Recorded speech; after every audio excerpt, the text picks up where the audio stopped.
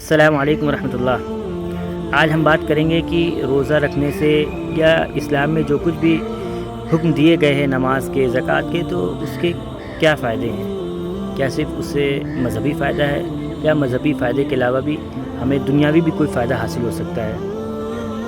تو اگر ہم غور کریں اور دیکھیں تو اسلام میں دیے گئے جو بھی حکم ہیں، چاہے وہ نماز ہو، روزہ ہو، زکوٰۃ ہو، حج ہو، تو اس میں اللہ تعالیٰ نے بندوں کا دونوں فائدہ جو ہے ملحوظ رکھا ہے۔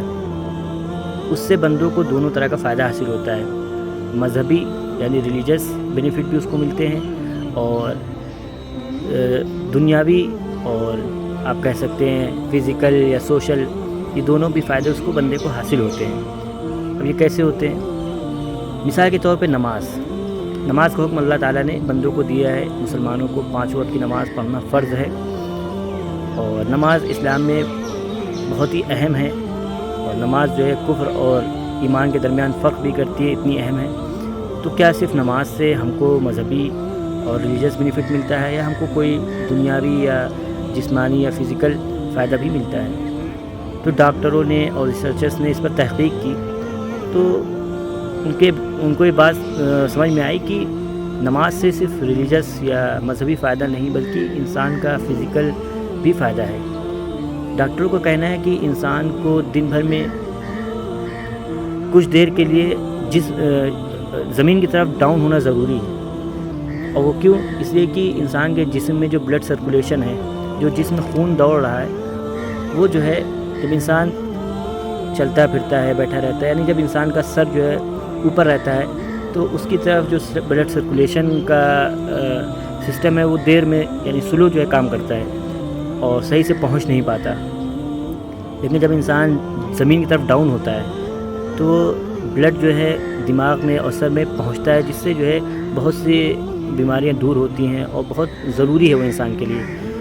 اور آپ اگر دیکھیں گے نماز میں، تو انسان ہر نماز میں نہ جانے کتنی مرتبہ وہ ڈاؤن ہوتا ہے زمین کی طرف۔ تو اس سے ڈاکٹروں کا کہنا یہ ہے کہ نماز سے نہ صرف انسان کا مذہبی فائدہ ہے، بلکہ فزیکل اور ہیلتھ کے اعتبار سے بھی بہت اہم فائدہ ہے۔ تو اس طرح سے نماز کے اندر ہم کو جو ہے مذہبی فائدہ بھی ملتا ہے اور جسمانی فائدہ بھی ملتا ہے، کہ اس سے ہماری صحت بحال رہتی ہے، ٹھیک رہتی ہے۔ اسی طرح روزے کے بارے میں اگر ہم دیکھیں تو روزہ انسان کو جہاں تک اللہ کی خوشنودی اور رضا کا سبب بنتا ہے، وہیں انسان کو وہ فزیکل اور ہیلتھ کے اعتبار سے بھی فائدہ پہنچاتا ہے۔ آپ نے سنا ہوگا کچھ سال پہلے ایک نیوز آئی تھی، اور ریسرچ ٹیم نے ایک ریسرچ کی تھی روزے کے اوپر، کہ روزہ مسلمان کیوں رکھتے ہیں، اس سے کیا فائدے ہیں۔ تو ڈاکٹروں کا کہنا یہ ہے کہ روزہ رکھنے سے انسان کے بہت سے جسمانی فائدے ہیں، یعنی فزیکل بینیفٹس انسان کو ملتے ہیں۔ مذہبی بینیفٹس تو ملیں گے ہی، کہ اللہ تعالیٰ جو ہے اس سے راضی ہوگا، خوش ہوگا، اور اللہ تعالیٰ اس کو جو ہے جنت دے گا۔ جو بھی فائدے ہیں مذہبی وہ تو ملیں گے ہی، ساتھ میں ہی انسان کو اس دنیا کے اندر اس روزے کے عوض فزیکل بینیفٹس بھی ملیں گے۔ ڈاکٹروں نے جب ریسرچ کی اور تحقیق کی، تو وہ لوگ اس نتیجے پہ پہنچے کہ روزے رکھنے سے انسان کے جسم میں بہت سے جو بیکٹیریا ہوتے ہیں جو پیدا ہو جاتے ہیں، جو انسان کی بیماری کا سبب بنتے ہیں، وہ روزہ رکھنے سے ختم ہو جاتے ہیں۔ اور سب سے اہم بات یہ کہ جو کینسر جیسی لا علاج بیماری ہے، جس کا علاج ابھی تک صحیح سے دریافت نہیں ہوا، ڈاکٹروں کا اور ریسرچرز کا کہنا تھا کہ روزہ رکھنے سے انسان کینسر جیسی بڑی بیماری سے بچ سکتا ہے۔ اس لیے کہ جب انسان بھوکا رہتا ہے دن بھر، تو ان کے جسم میں جو خراب قسم کے بیکٹیریا پیدا ہو جاتے ہیں، جو انسان کی باڈی کو ڈیمیج کر سکتے ہیں۔ تو روزہ رکھنے سے انسان کی جو جسمانی بیکٹیریا ہوتے ہیں، وہ ان خراب بیکٹیریا کو کھا لیتے ہیں اور ختم کر دیتے ہیں، جس سے انسان کے بیمار ہونے کے چانسز، یا آپ کہہ سکتے ہیں کینسر کے چانسز کم ہو جاتے ہیں۔ اس لیے یہ ایک بڑا فائدہ ہے۔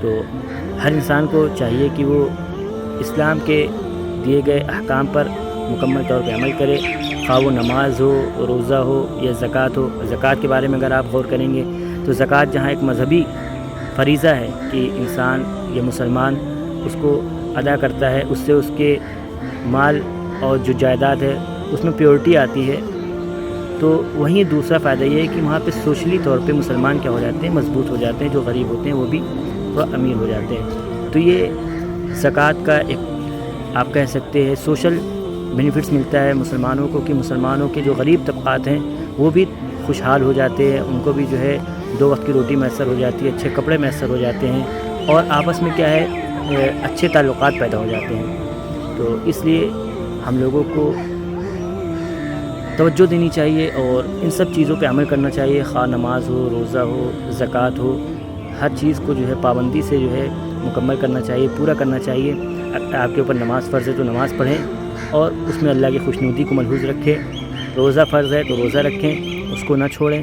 زکوٰۃ آپ کے اوپر فرض ہوتی ہے تو آپ اس کے لیے ہیلے اور بہانے نہ ڈھونڈیں کہ زکوٰۃ ادا نہ کرنی پڑے، بلکہ آپ خوشی خوشی زکوٰۃ ادا کریں۔ جب انسان زکوٰۃ ادا کرتا ہے تو اس کے جو مال ہوتا ہے، اس کی جو پراپرٹی ہوتی ہے، اس کے پاس جو ویلتھ ہوتی ہے وہ پیور ہو جاتی ہے، کیونکہ زکوٰۃ کا جو پیسہ ہوتا ہے، جو رقم ہوتی ہے، وہ انسان کے مال کا جو خراب حصہ ہوتا ہے وہ ہوتا ہے۔